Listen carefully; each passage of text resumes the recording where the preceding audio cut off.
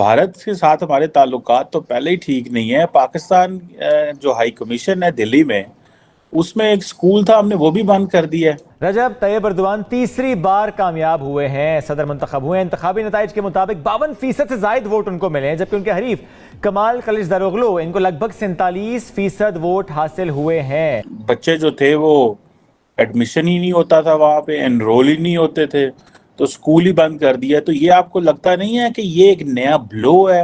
75 सालों में हमने मुआवजे और मुकाबले के अलावा किया क्या है, लेकिन उसके बावजूद भी हम एक भी फील्ड में इंडिया को पीछे नहीं छोड़ सके।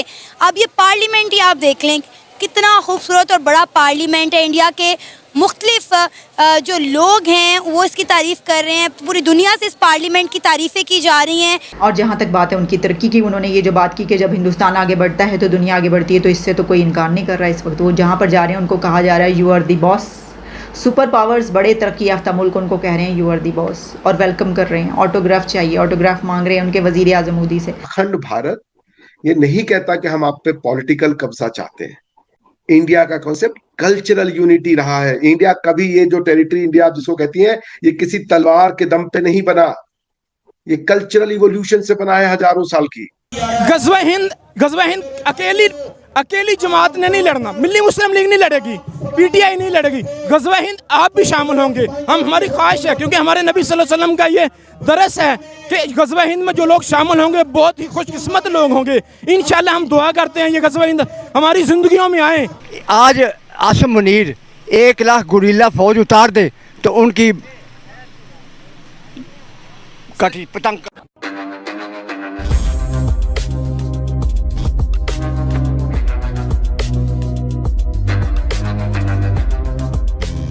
नमस्कार दोस्तों आपने काफ़ी बार पाकिस्तान के फॉरेन एम्बेसी में और हाई कमीशन से ये बात सुने होंगे कि पाकिस्तान के जो एम्बेसडर्स बाहर के देशों में रह रहे हैं उन्हें काफ़ी दिक्कतों का सामना करना पड़ रहा है, क्योंकि पाकिस्तान की सरकार उन्हें सैलरी नहीं दे पा रही है। और जो एम्बेसडर्स बाहर रह रहे हैं उनके बच्चों के स्कूल के फीस का भी पैसा नहीं है उनके पास। दोस्तों, ऐसा ही हालत अब भारत में स्थित पाकिस्तानी हाई कमीशन का भी हो चुका है, जहां अब पाकिस्तान के हाई कमीशन को खुद का स्कूल को मजबूरन बंद करना पड़ रहा है।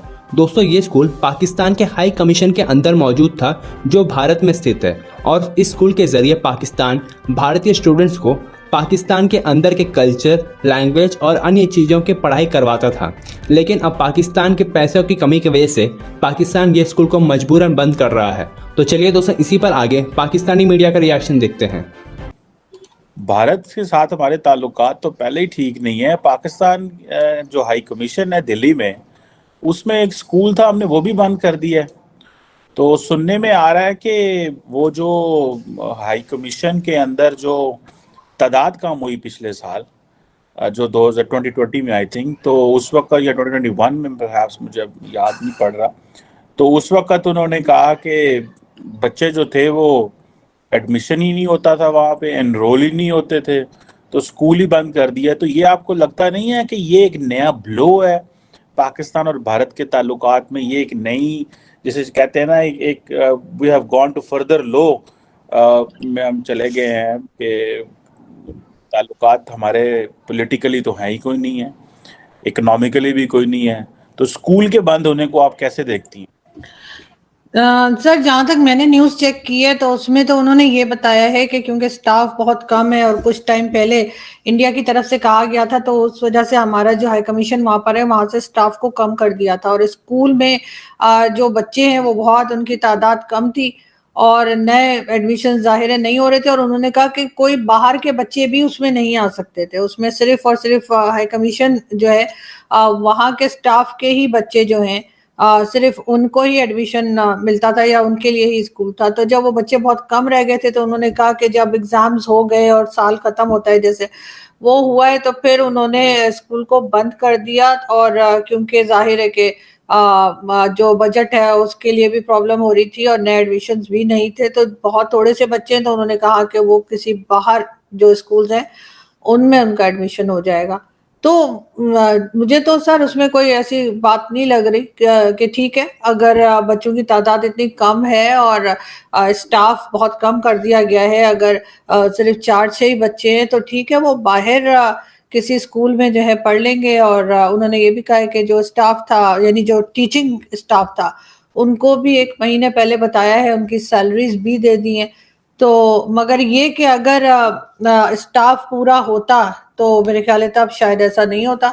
इसलिए ये कोई खास चीज़ नहीं है सर, इस किस्म की चीज़ें तो हमारी होती रहती है। स्टाफ को अगर पैसे ही मिल जाए तो बड़ी बात है। बहुत सी एम्बेसीज तो ऐसी हैं पाकिस्तान की दुनिया में जिनके स्टाफ को पेमेंट्स ही नहीं हुई हैं और वो ये रो रहे हैं कि जी हमारी सैलरीज नहीं मिली हैं। तो इन्होंने तो सिर्फ स्कूल बंद किया है, बाकी बच्चों को तो जाहिर है वो बाहर किसी स्कूल में एडमिशन हो जाएगा।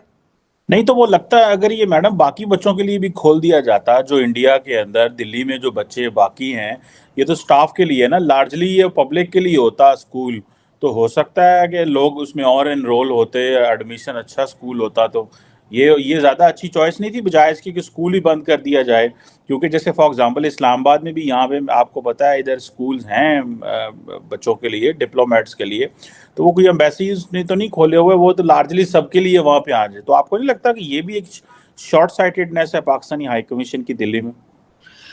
सर डिपेंड करता है कि उनके बजट पे, अगेन बजट पे डिपेंड करता है कि क्या वो अफोर्ड कर सकते थे कि इस स्कूल को चलाना, और क्या बाहर से जो बच्चे हैं क्या वो आना पसंद करते पाकिस्तान हाई कमीशन के स्कूल में। मुझे तो नहीं लगता, क्योंकि जिस तरह के टर्म्स हिंदुस्तान पाकिस्तान के हैं और जिस तरह से एम्बेसीज के आपस में एक बात होती है, तो मुझे नहीं लगता कि वहाँ के जो बच्चे हैं वो इनके पास पढ़ने के लिए आते या इनके पास एडमिशन के लिए आते।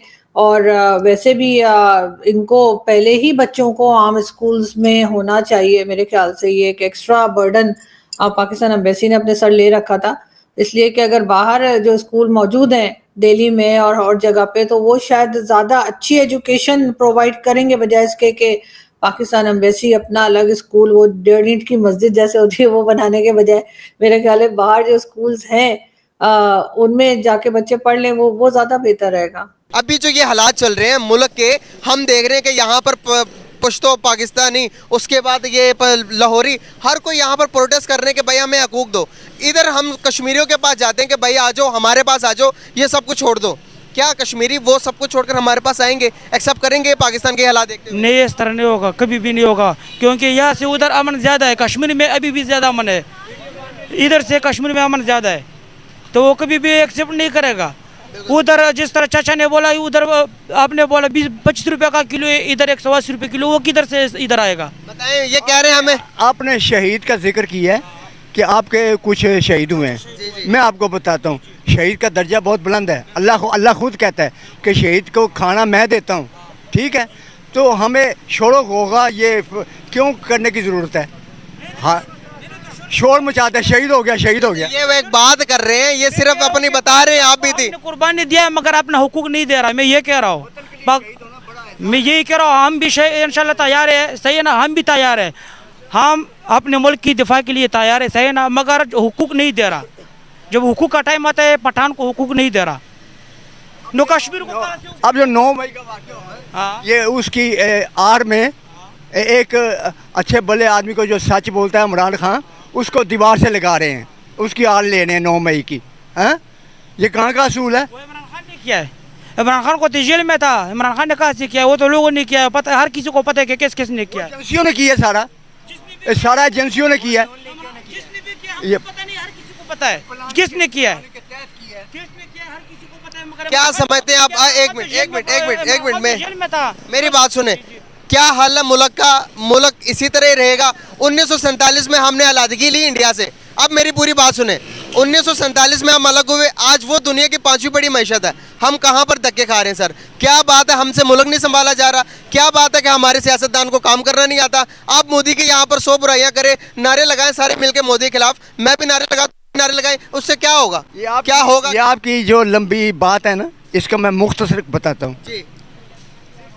अव्वल तो देखिए, हमारी नीयत जो है ना, अगर सही होगी, अगर हम सच बोल रहे हैं ना, तो कोई काम जो है मुश्किल नहीं है हमारे लिए, ठीक है ना? हम सच बोलना सीखे। बड़े बड़े उलमा, तारिक जमील वो है तबलीगी जमात का, वो कहता है सच बोलना शुरू कर दो ना, सारे मसले हल हो जाएंगे। हैं, बिल्कुल सही।